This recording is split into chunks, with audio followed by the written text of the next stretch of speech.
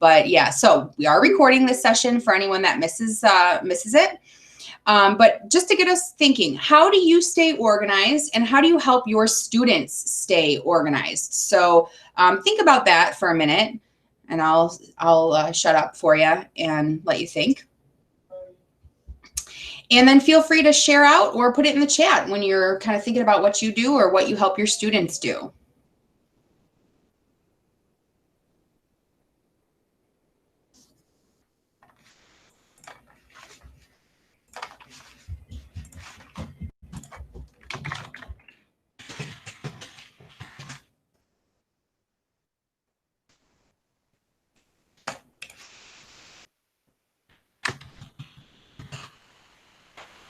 All right, so Gladys says color code, bins, binders, folders. Awesome. I am a huge color coder as well. I like having things where I could easily visually see that this is what is in that bin or in that folder. How do we do that in a digital space? How is everyone organizing their lives in this digital space? Lisa says thousands of Post-its so I can throw them away when I finish and feel accomplished. Awesome. So having those things, those tangible things that we can, kind of get rid of and mark it off the list. I'm a huge list person. Laura, I try to have my classroom organized and use routines so it's easy to remember week by week. That's really super important for the kids, especially as you get into those lower grades, to kind of have things very structured so they know what to look for every week. Create new folders in Google Drive. FYI, it's a mess. Yes, Timberly, I agree with you. But you'll probably see that even though I preach organization, I let things get out of control. I keep a binder and highlighting tool, paper class lists, notes, Google Classroom. Oh, all of them are coming in hot now. Short stories and novels go into separate topics, easy for students to find. Virginia says, I am watching as many PDs as possible, learning to organize my Google Drive. Can you please post a sign-in? Sure. Oh, Gladys just posted it. Thank you, Gladys. So folders, Virginia says she's a hot mess right now. We are all hot messes, so don't feel bad. Rachel is drowning in the internet mess. Bookmarks, and folders. All right, awesome. And I like Ryan's, he has a Google Doc to-do list so that he can access it whenever, and he's knowing what to do. Perfect, because what I'm going to show you today, some of the things that I'm going to show you today are kind of make those to-do lists a little bit easier for you. So hopefully you'll find some tips and tricks that might wow you, right? And I also want you to think, as we're moving through these two tools we're going to focus on today, you can use these with your kiddos too, right? So if you're really trying to teach them those skills that they're going to need for the rest of their life, in upper grades, in college, in their career, in their home, is staying organized and having some type of organizational system, just think about how you can start to use these things with your kids too, not just for yourself, but also to add structure for the kiddos, okay? All right. So why should we organize, right? Why should we do that? We need to create spaces and create experiences for our kids to kind of set them up for success, right? And these two tools we can use today are also going to help us with independent learning, I hope, and also to accommodate maybe some different learning needs in your classroom. So what I'm going to show you are some ways that you can curate resources and keep them organized, and you can even share them out with different groups of students depending on their skill level or their need, right? And because it's necessary, like we have to stay organized or things can get very overwhelming very quickly. So our goals today are to explore tools that we can assist us with organization and curation of lesson resources, how we can translate those tools to apply to our students. And because who doesn't need to be, better organized? As some of you said, you're hot messes. So I completely agree. All right.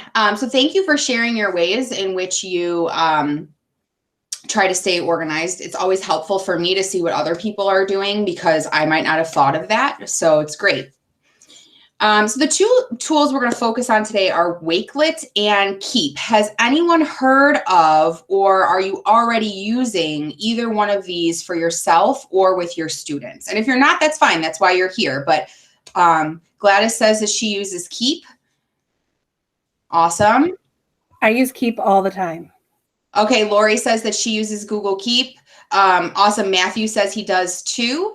And it's going fast. Google Doc to-do list. I use Keep all the time. Awesome. Okay, so we have a good, oh, you're a Symbaloo girl, Catherine. That's cool. I love Symbaloo as well. So for those of you who use Keep already, please jump in if you have anything that you want to like add to the conversation, because you know, like I said, we learn from each other. And those of you who have never used it, hopefully you'll be like, wow, okay, I like it. So let's jump into Wakelet first. So what Wakelet is, it's a way kind of for you to easily create what they call collections. All right, because we all know we have resources all over the place. We might have them on our desktop. We might have them in our drive. We might have them, you know, in those bins and binders. And how do we bring all of that together, right? So the great thing about Wakelet is that we can create collections just for us, or we can create collections for students, for parents, for our colleagues, for a place for us to have our files and our important information. And students can also utilize it as well. So I'm going to show you Wakelet, and please feel free to you know, jump into Wakelet on your own if you want. That link there here, this is actually a live link to Wakelet. So if you're trying to figure out where you're supposed to go, you can click on where it says Wakelet, and it will take you directly to the Wakelet page. All right, just some things to get you thinking before I jump in there and show you around a little bit is how can we use this with our students and for ourselves? So what are some topics or some ideas, right? I always like to think of it as a place to activate curiosity for your students. So maybe you're getting ready to start a theme. Maybe you're getting ready to start, you know, a book or a topic with your kiddos, and you kind of want, ooh, I don't know what that was. There's a lot of feedback. You kind of want them to poke around a little bit before you start digging in, right? You can actually create, you know, it's almost like a vision board where you can have all of these different resources that revolve around a topic, and let the kids go in there and click around a little bit and kind of, oh, what's this? And oh, what does that say? And that picture looks interesting, and kind of have a place where they can poke around. Curating some student work examples. So I know there's someone in here and I don't want to call her out, but I've worked with her before doing book studies with her kids where they create websites, they create Google sites, right? So say you really like how a few kids have done their Google site and you want to keep it for next year to show them off as a great example of what you're looking for. Wakelet's a great place to keep those links. Showing off your classroom, sharing teaching ideas, creating a place where students can introduce themselves and kind of tell you a little bit more about who they are and where they come from. Newsletters, projects, student portfolios are huge. I'm a big fan and advocate of students having their own portfolios to carry with them from grade to grade so they can show their progress. And collaborative learning. So I like all of these ideas for using Wakelet.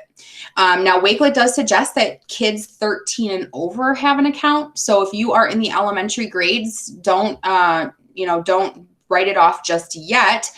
You can still use it as a teacher on your end to help you get information to your students, okay?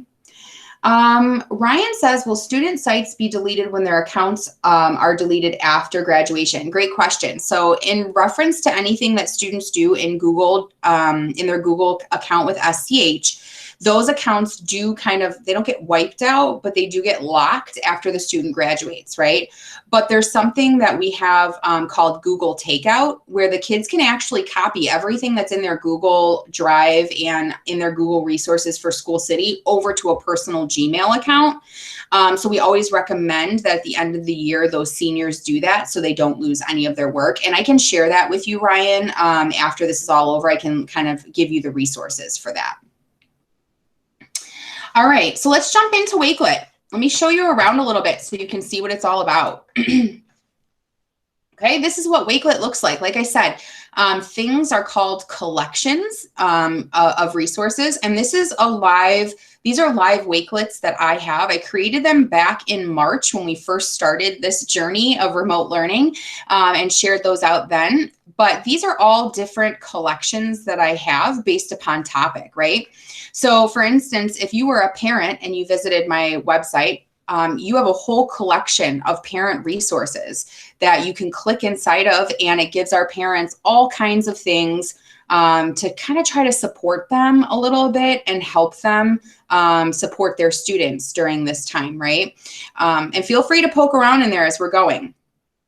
There's a guide to Google Classroom, Parent Square information, Comcast Internet, how to use Chromebooks offline. So there's a lot of different resources in there for parents. Say you're a math and science teacher and you're like, what does she have for math and science? Let me pop in here. And I have different activities for math and science. I try to update them, so they're not kind of getting stale in there. So take a minute and kind of poke around in there if you can get in there. Let me see if I can share my collection with you, because I think I just gave you a link directly to Wakelet instead of my profile. Rookie mistake. So I'll put that in the chat. So if you want to go look at my collection, I'm going to put that in the chat so you can click on it. So I'm going to give you about 2-3 minutes to poke around my collection, see how it's laid out before I show you how you can start to build your own, okay? So take a minute, 2-3 minutes, look at that link I put in the chat and kind of poke around a little bit at the different resources that are in each collection so you can see how it's laid out, okay?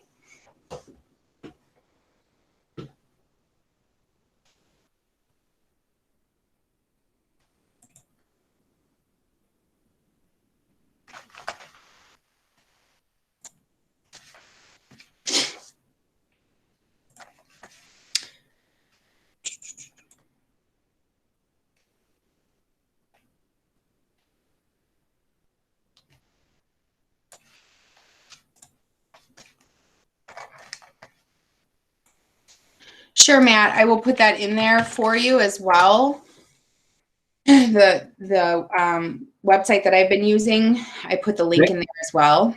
Thank you so much. No problem.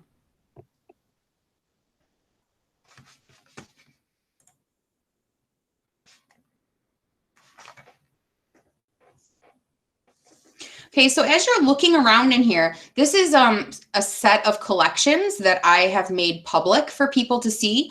You do not have to make your collections public. They can stay private, or you can share them out with 1 or 2 other people like you do anything in Google. So Laura says she loves the art, music, and PE one. I will tell you that is a place that sometimes I struggle, is how to service our specials groups and give them creative ways to look at information and resources. So if you are a specials teacher, I do try to, find some resources that will really speak to the arts and physical education, because I know sometimes we struggle in those areas. All right. Anyone have anything that they want to any observations before we move on to kind of how you start to build one of these?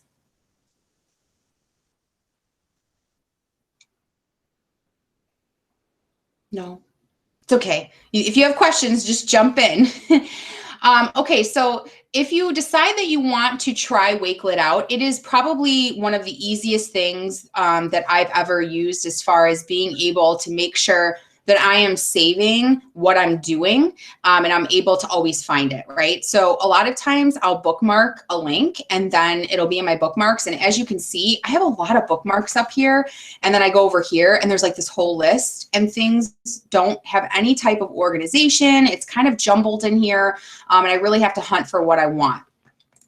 So the way that you can do this in Wakelet is you can actually create a collection So let's say that I am getting ready to, I really want to focus on our curriculum maps and our ISTE standards, right? So I kind of want to try to bring the two together. So you can actually click on create a new collection. You can add a cover image for your collection. So if you were doing something for your students that revolved around an idea or a theme, you know, you can add your own cover image to kind of spice it up. You can choose from their library, or you can upload your own image. So I can, you know, look for images that they have here and choose one of those. You can enter a title for your collection.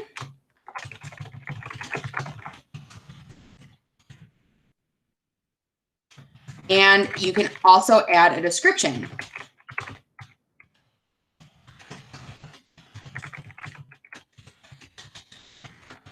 Okay, that is the setup. That's it. You don't even have to put a cover image if you don't care, just to have a blank background, right? But a cover image, a title, and a description. And once you do that, then you're ready to start adding materials. And you can see down here, you have this plus sign. And that's how you're going to add any resources. So first thing I'm going to add to this is the ISTE standards for teachers, right? So I'm going to go find those ISTE standards for educators. And I really like this site. I like how it's laid out. And I just copy the URL up here. Go back to my Wakelet. Click that plus button, and it gives me all these different options of things that I can add into my Wakelet. So it doesn't have to be a website. It can be a YouTube video. It can be a tweet that you found that you really like and you want to, you know, kind of use for inspiration. It can be an image. It can be a PDF. It can be anything that you want. You can add right here on your Wakelet. So I could just paste that link in there, and now it's there for me. I can save this. I can go, it'll tell me my changes are saved, and I can click done. And I've started a new collection, and I can add to it at any point in time. I can also invite people right here. So if you wanted to share this out with your students, if you've collected some resources for them, maybe you're having them do a research project and you're going to say, okay, you need to have 6 sources for your project. 3 of your sources need to come from my Wakelet, because you know that you've vetted those sources, you've looked at them, you know that they're valid, they're current, you know what those sources hold, and you know that sometimes the kiddos can go and just get Wikipedia and they think that's a great source, right? So you can actually copy this link and give it to your kiddos and say, okay, 3 of your 6 sources must come from these this collection that I've provided, and then 3 of them can be things that you've searched for and looked for on your own. You can even give a QR code. So a lot of us, when we used to have open houses for our parents, would use QR codes for you to see things that are happening in the classroom. So maybe you take pictures and you put it on a Wakelet, and you want your parents to be able to see those pictures. They can scan that QR code and look at everything that's happening in your classroom. So there's different ways that you can share out that information. Maybe within your group or your team, you're working on something together. You can even add contributors, so other teachers that can add materials to your collection, right? So you're all collecting and you all are seeing what's going on, instead of, okay, you're doing a lesson on the giver and I'm doing a lesson on the giver, and we're both coming up with our own resources. Let's just share those. Right? That's how simple it is. You can create as many collections as you want. You can put as many items. Some of my collections have 11 items. Some of them have 3 items. So it's really up to you on what you put in there, and you can always delete if you're feeling like that's not that's no longer relevant. I'm going to delete that out of my my collection. You can even. I got raised hands. Okay, Sherry, Matt, just go ahead and unmute yourself and let me know what you're thinking. I have a question about, I noticed that it said that you could put in Google Drive, like things from your Google Drive, and let's say it's a slideshow, something that you've created. When you put it in the Wakelet, do you also have to adjust the settings to share those so that when someone goes in there, they have access to it? 100%. Yes. So, Sherry, if you were to say, put a Google slideshow that you created onto your Wakelet and then you shared that Wakelet out, what's going to happen is if you haven't opened up that link, then it's going to say you need to request access or you do not have access to this file, right? So you have to make sure that your links are open to what you want them to be able to do, whether they can just view it or you want them to be able to edit or whatever. You want to make sure that your link reflects that. Okay. Matt, you had a I did. The other thought is, of course, this year I've made an electronic or a digital classroom that I use a Google Slide for. Yeah. This could be used in the same type of mindset of if I created a collection for each class or for each period, I could actually have them access the material that I'm sharing within my Wakelet as well as my digital classroom. 100%. Yep, for sure. And then since I'm using Edpuzzle, which also lets me use Khan Academy, but I can add questions, but I could use this then to find the actual YouTube video with no questions so the student can watch it to learn something before they go into my assignment to answer questions. Yes, for sure. Awesome. Thank you. For sure. Yeah. And you could do it by topic, or you can do it by standard, or you can do it by, you could just have like a collection called YouTube videos if you wanted. How you set it up is really, really up to you on your organizational, mindset. Like what makes sense for you might not make sense for me and vice versa. It'd be nice because, of course, with all of us doing the e-learning, I could access many different material or links or YouTube videos or documents that it could back up the fact of what I'm teaching and explaining. The students get to see it on multiple different levels. Exactly. Awesome. You could even, differentiate it. So if you know that you have kids that are at a higher level with a concept, you could have two collections, and you're giving one collection to those kids that are kind of ready to move on to the next step.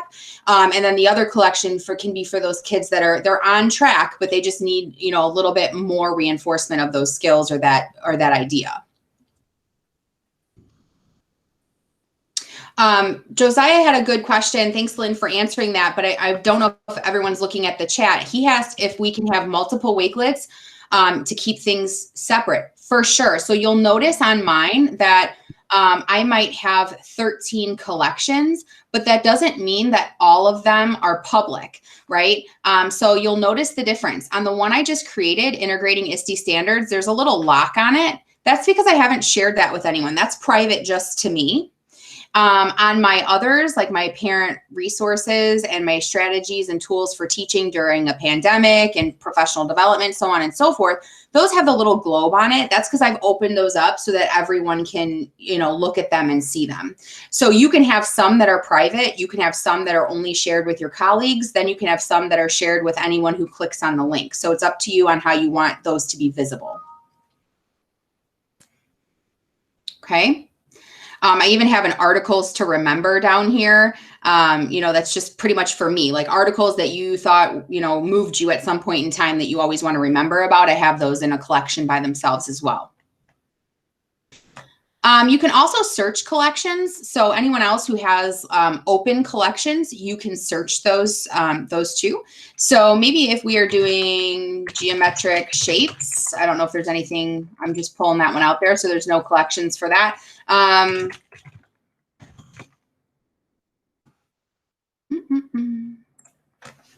You can try. I don't know how many will be out there. But you can search. Oops, maybe I need to be up here.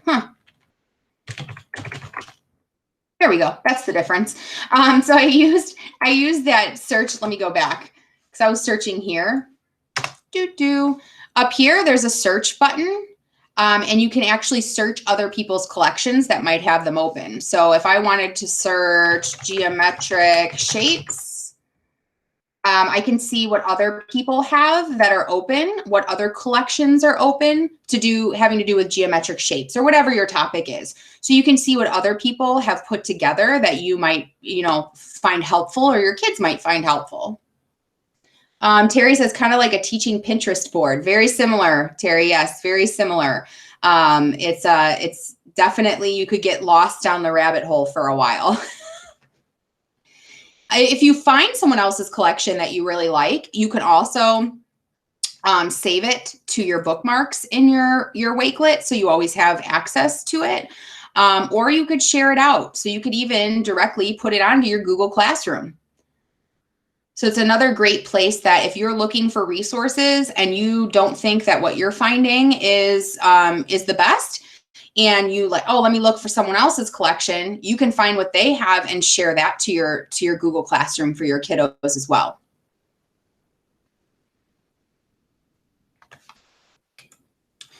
All right. The last thing about Wakelet that I wanted to show you is that there's also something called the Wakelet extension. So if you use extensions frequently, I already have it. That's why mine says remove from Chrome.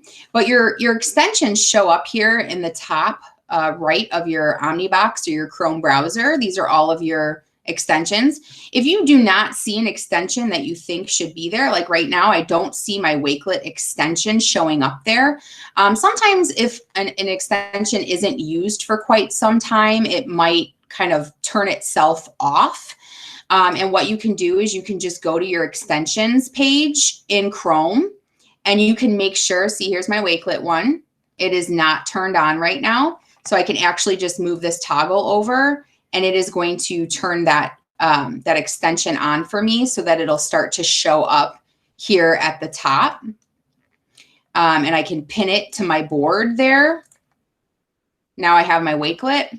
So the reason I showed you that is because if you're a person who doesn't want to take the extra step to copy the link and paste it, what you can do is if you are on a website or a YouTube or a Google Doc that you want to add to a collection, you can actually just click your extension right here and it will add it to your Wakelet, right? So you don't even have to like move off of that site that you're on. You can just go ahead and add it to a collection. Does that make sense? So if I found this, I really like this. Okay, I want to add it to my Wakelet. You can click on that button and it will pop it in here and save it into your Wakelet account, so you always have it.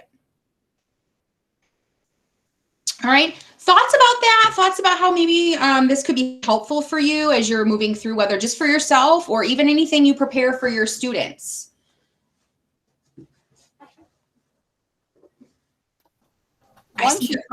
When using the extension, once you pop it into your, saved into your Wakelet, then can you organize it to put it on which Wakelet?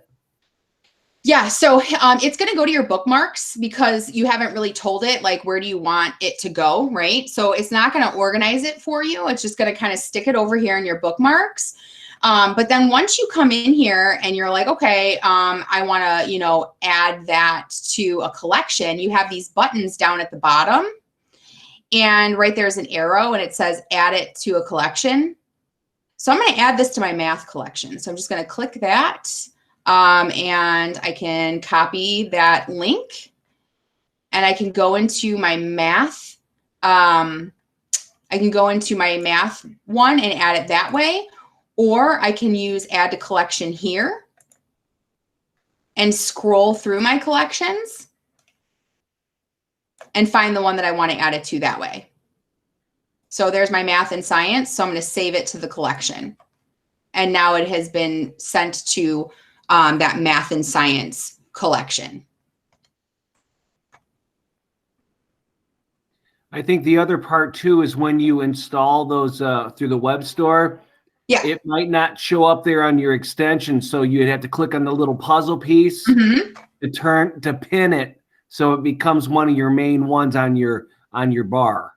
Right. So if like I said, if you're not seeing your shortcut kind of extension up there, you can click on that puzzle piece, like Matt said, and you can make sure that it's pinned. You have your little thumbtack there to make sure it's pinned. If you don't see it pinned and it's not showing up in this active list, you can just go to Manage Extensions and make sure that it is turned on. So anything that I don't use very often, you know, you can turn off. You don't have to have that cluttered with things that you're not using frequently. So I can turn off this, and I can turn off this, and I can turn off, you know, this, so that I don't have a whole bunch of stuff up there, and it's only what I really need to focus on or what I use quite often. So Joe Larimer says that he really likes the idea of this being a portfolio of student work. I agree with you. I think that's so important for our kids to have that. The QR code could be shared with parents. Yes, 100%. You could even share that with the parents during parent-teacher conferences, right? To like kind of show them a collection of where your students started and where they are now, like a progression of work that they've done. I think that's a great idea. And yes, you can link your YouTube playlists. So you can take your playlists and you could put those onto a Wakelet as well. This is so much better than emailing links to myself. Your email can get pretty out of hand. I know, I believe you me, I'm guilty. So yeah, I email myself things and I'm like, where did I put it? Where did I send it to? You know, and I'm hunting things down. And I feel like for you as teachers in the classroom, even, you know, 3 minutes to hunt down a link that you sent yourself last week is 3 minutes too many. Like, what can we do to streamline that process for you? Is it easy to just drag and drop a Google file into the Wakelet, or is it a process of adding a link and going through menus? When grading student work, it could be an easy drag and drop. Okay, so if you're saying like, if you're in your Google Drive, keep it. Let me just go to my Drive, and I'm just going to pull up a file because I am not 100% sure. So if I have a Google Doc and I want to drag it into my Wakelet, I'm going to see what happens if I try to drag it over here. So I cannot drag and drop it. That's not working for me. So you would have to just click here, and you can add a link, or if you have a collection and you want to add something to that collection, they do give you the option of adding from your Google Drive. I'm going to go to my Google Drive. I haven't been in here to do this Google part, so I'm just going to link my account and allow it. So just allowing you into Wakelet to come into your Drive so that it can pull that information over. And now I would have to select my file. So maybe I want to choose this pickle board here, and I'm going to select it. And it pops it in there. Now, remember, if your links aren't open, you know, you might have trouble there. So you have to make sure that your link is anyone who clicks on the link has access. And that way they can at least open it. So you do have to make sure that your links are changed on that file.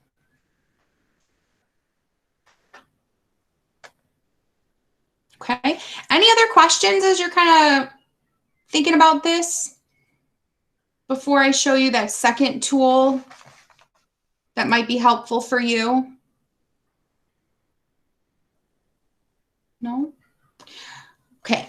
Keep in mind, if you use this with your kiddos, I always love to see how it's being used, you know, in real time with our teachers, because I can show you examples.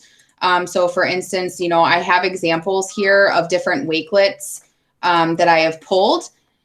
Okay, digital citizenship Wakelet, a Captain Nobody novel resources, 9th grade literature and composition portfolio. So I've given you some ideas of how other people use it. But I would love to see how you start to use it with your kids if you decide to do that, like an art portfolio that's here, which I think is super cool, that you can kind of keep track of all of your sample art and see that across time. Okay, so just keep me posted. I like to know. I'm nosy like that. Alicia, I just did a little exploring, and there is an app for my Android phone, and I could very easily use it for transferring pictures from my phone to my computer, as opposed to always putting it in my Drive from my phone, which is typically the step that I take. Awesome. Thank you. So if anybody has an Android phone, you can get the Wakelet app for that to transfer pictures, which I'm already looking at someone in here, Tracy, and I'm saying that maybe this would help you.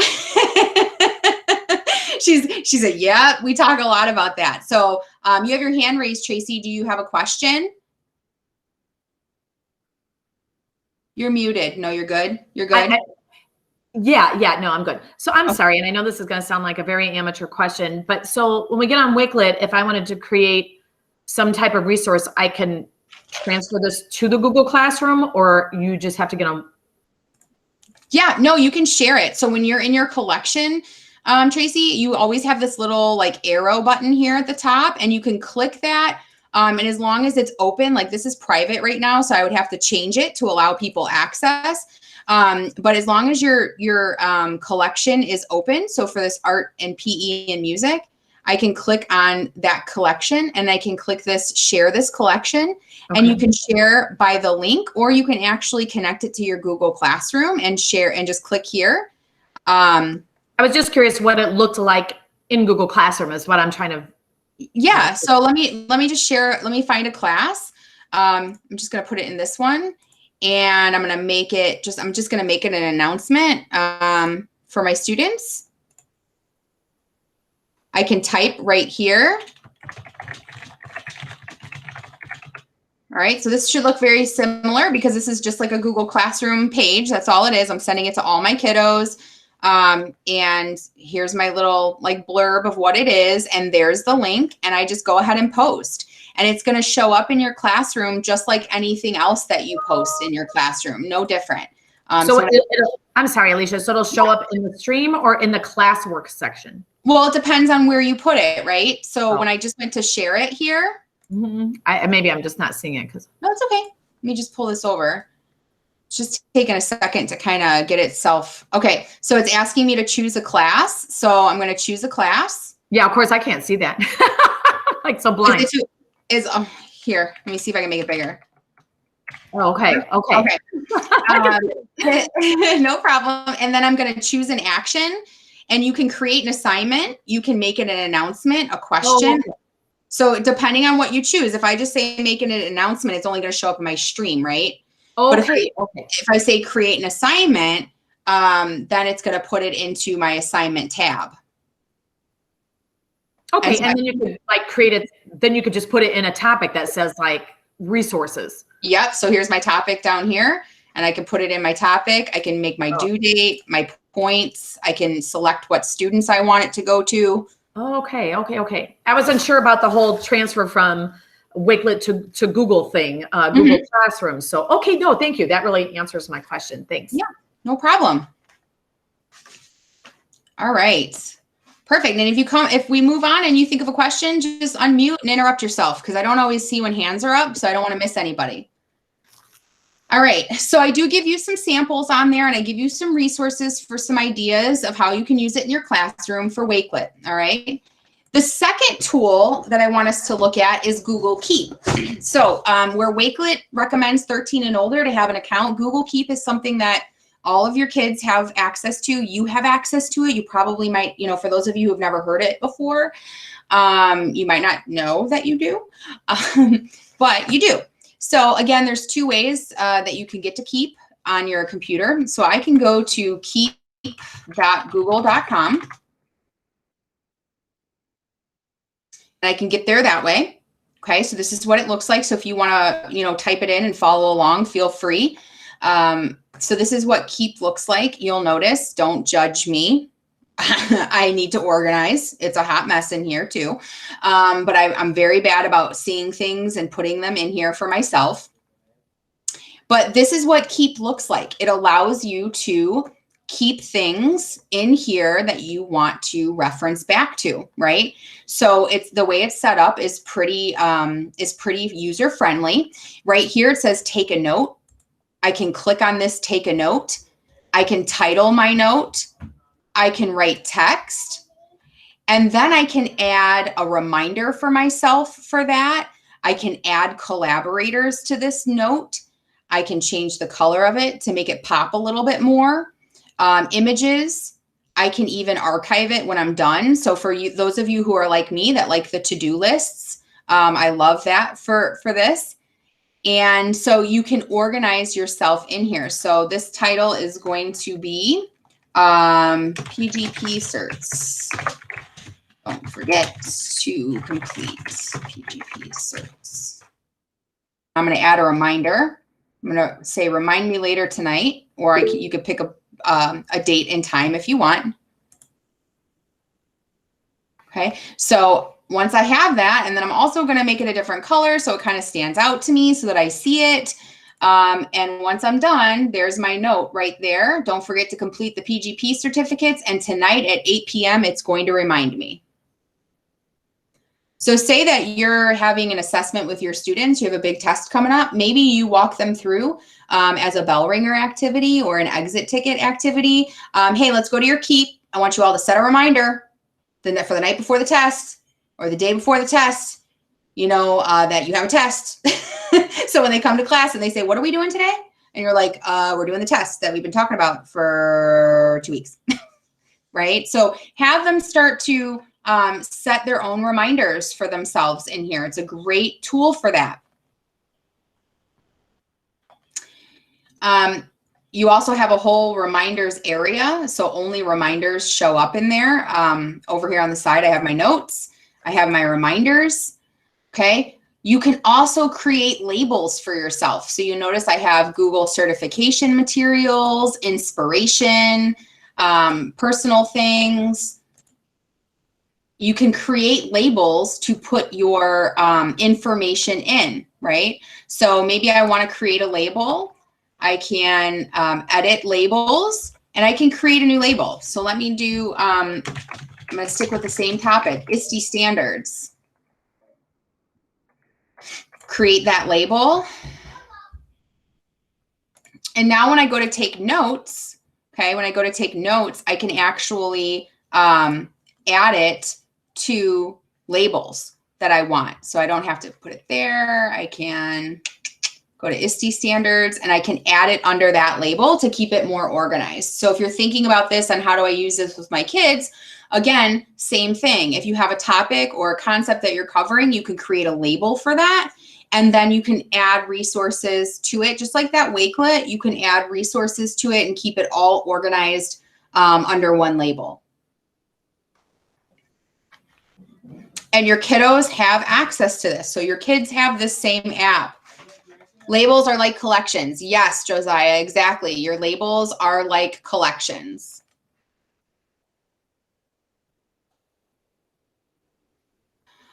Rachel is asking about on how School Chromebooks is creating an app and we will lose access to the website. I'm not 100% sure, Rachel, what you're asking me. If you want to unmute and ask, we can maybe talk through it, or you and I can chat afterwards if you'd like. It's just like on the School Chromebook, when I open up Google Keep, there's this message that pops up that says, this will become an app soon and you will have to access it. So I don't get to do, like if I type in Keep or if I go to my thing, like it just tells me that's going to be moving platforms or whatever. So I just didn't know if we knew everything was going to transfer or not. Because it doesn't say anything about losing notes. It's just says that it's moving platforms, but I'm like, right. So what does that mean though? Yeah. So right now you can, you know, when I'm in here, I don't see Keep because it's not really an app. So what they're saying is when it becomes an app, you're going to start to see it here in your app launcher as something that you can go ahead and click on there. But it's connected to your account. So it's not like, you know, it's not like wiping a Chromebook where it's going to wipe out your information. Your account follows you. So you log in, you'll have access to all of your stuff in Keep. Okay, awesome. Thank you. Mm-hmm. Another cool thing that not a lot of people notice about Keep, so this is the actual Keep platform, but if I am in today's resources, see, I see you all up here, right? I see you up there, and this is what we're using kind of for our platform. Over here on the left, sorry, right, wrong direction. Over here on the right, you have a few things that are in this little menu. And if you don't see the menu, that just means that you have it hidden. Okay, so now see how mine goes away? I have this little arrow down here. It says show side panel. I don't know if everyone can see me doing that, but if I click show side panel, there's a little button here for Keep. If I click on that, it gives me access to my Google Keep. So if I've put resources in there that I want to add to this presentation, Okay, I can look at them right here. I'm not leaving, I'm not moving, you know, to a different site to look at those resources. So while the kids are actually working on a project, they can see their resources over here on the right without having to switch tabs, which for some of our kiddos is really hard for them to navigate multiple tabs at one time. So I like to have it here in the sidebar whenever possible. And you can even click on it and add it to your slide. So if this is a really great activity or a really great resource that I want to add to my slide, I can just click here, add to slide, and it adds that link to my slide. So if you had videos saved, it would add it over here on your slide. So it just pulls in those resources right from this sidebar instead of the kids having or you having to go look for them elsewhere.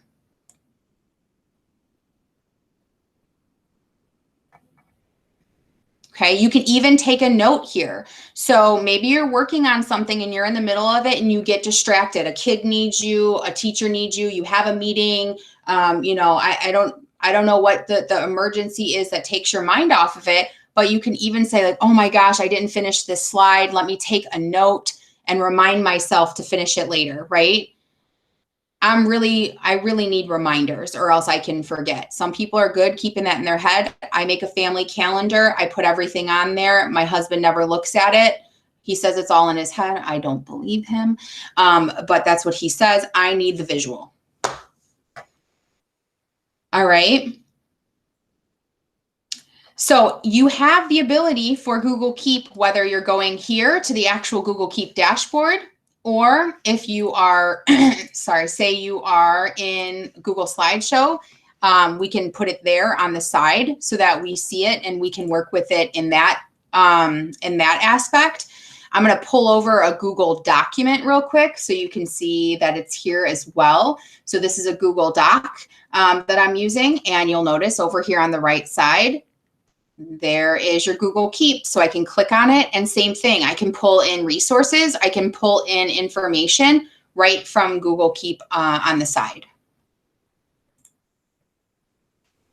If you want to explore a little bit, you also have the ability to pull in things from your Google Calendar if you use Google Calendar quite often. So you have that.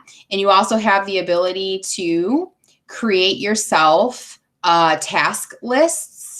Okay, so that's 23 weeks ago. I guess I can get rid of that, huh? But you can add tasks. So if you want to add those to-do lists, so I need to, okay, this is on my task. When I complete the task, I can just mark it as complete and it's done. So for those of you who like to have a list, I love the task area because it's another place for me to put my information. Okay.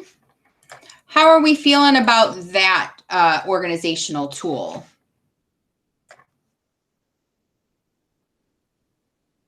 Thumbs up from Gladys. Is anyone liking? Oh, thumbs up from Sherry. Awesome. Awesome. Tracy, I love it. Laura. From Lynn, thumbs up. Thank you. So I think these are two things that I would suggest you getting comfortable with yourself before you try to introduce it as a tool that your students can use. I know in some of Anne says that she thinks she can manage. Awesome. Does the Keep go with the slide presentation?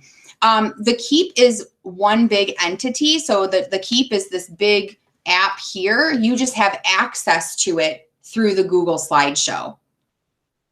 Okay, so it doesn't necessarily go with it, but you can access it whenever you want in that slideshow. Is there a way to make folders on Keep or just labels? So you're just doing your labels in Keep. You're just doing your labels in Keep. Keep will be handy for work and personal stuff. Awesome. Awesome. Can you show us how to make another label over there on your Keep?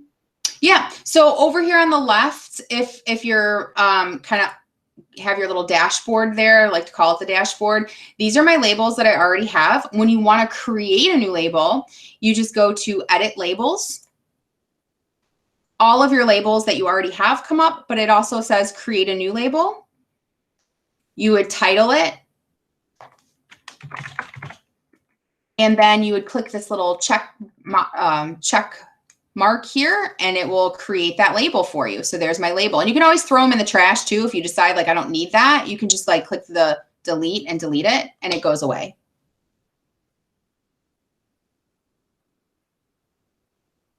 Okay, so we're kind of coming to the end of our time, and I know that you all have probably been through some other PDs today, so I want to make sure that I'm cognizant of your time. So just to point out a few things before you go, I have added some Keep resources for you as well. Let me delete this because I just took that off of my Keep. Some ways that you can use Keep. Unfortunately, I can't give you examples of Keep because Keep is personal to our accounts, right? So it's not like people are sharing out their to-do lists on the internet. But I did try to get you some resources. How can you use this for yourself as a busy teacher? How can you use this with your kiddos? Okay. So keep that in mind. I also have an exit slip for us if you would take a minute to kind of do that. And it's actually something that I did this morning in a meeting that I was in. So if there's instructional coaches in here like Gladys and Lynn was in the meeting with us this morning. So she saw this. They did this activity called Start, Stop, Continue, and I really liked it. So if you wouldn't mind doing the exit slip, that would be great. It's a link. It just takes you to a new Google slideshow. And in that Google slideshow, it asks you to pick a slide. Just go to any slide. There's about 60 of them there. We have 40 people in here, so I think we're good on slides. And to kind of input some information on there.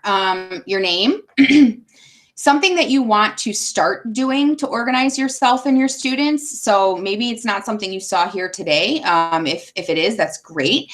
But something that you really want to commit to starting to do to organize yourself. A habit that you want to stop doing in the future. So when I look at my Google Keep and I see this hot mess, I like really want to stop just, you know, randomly throwing things in there without any type of organization. Something you think that you already do well and you want to continue doing that for the future. So is there something that you feel like you're really good at organizing or keeping track of that you want to share out, and you're just going to continue to keep doing that? And then the last thing is an area of interest or a tool that you are wanting to learn about to incorporate into your teaching. So you can just pick. The third one is an example. I did one for myself, but you can just go down and pick a blank slide, put your name, and if you wouldn't mind inputting that information before we go, that would be great.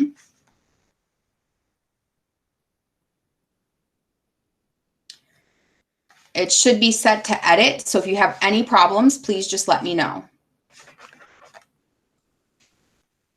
Okay, and I'm going to get off of that so we don't all see what we're writing all big there. So Anne, how do you get there? So on the exit slip slide number 13, this is a live link and it'll take you, so if you click on it, it'll take you to the Start, Stop, Continue slideshow. I'll actually post the direct link in the chat.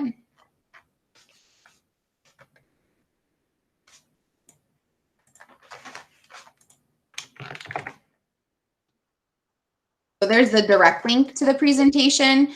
If you can't get there, I put it in the chat. Okay. So as you're finishing that up and sharing your thoughts of, you know, organizing and what works and what doesn't work for you, I appreciate you all being here today. I know that it's sometimes difficult to commit to professional development at any time, but especially on a Friday. It might seem a little difficult today with it being so cold outside and we're all busy. So I just appreciate your time. I appreciate you coming and being here. And if you need to follow up with me one-on-one with your team, whatever it may look like, just reach out to me. I'm more than happy to meet with you. All my information is there. And we'll kind of get you set on what you're trying to do if you're struggling. Alicia, I have a question. Sure, Sherry, what's up? The Wakelet extension. So Yeah. I downloaded that extension, but when I was trying to get off of it to go to my waffle, it fills up the whole screen. Is there a shortcut way to close it so that my waffle I mean, I had to actually go into the Wakelet and turn it off so that I had access to my screen. I didn't know if I was doing something wrong. I'm not sure, Sherry. Do you want to share your screen with me and kind of show me what it looks like? Well, I have it on another computer on another device that I have to the side. Because when after you add the extension, it should just show the blue W in the top right. And then when you want to add something, you can click the blue W and it will add it to your Wakelet. So I don't know why it's taken up your whole screen. It did. It filled it up, and then I was like, how do I get off of this? I'm going to stop Let recording. me see it. Yeah, go ahead, and I'll see if I can find it.